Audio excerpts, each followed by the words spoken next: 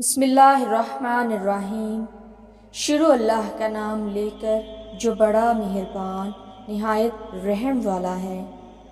جو ہمیں سمجھ ہی نہیں سکا اسے پورا حق ہے ہمیں اچھا یا برا کہنے کا، کیونکہ جو ہمیں جان لیتا ہے وہ ہم پر جان دیتا ہے۔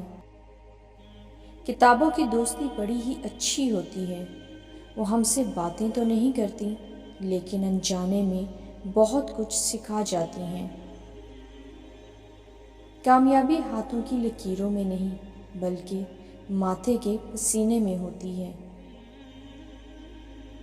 خود کو بکھرنے مت دینا کبھی بھی کسی بھی حال میں۔ لوگ تو گرے ہوئے مکان کی اینٹیں تک لے جاتے ہیں۔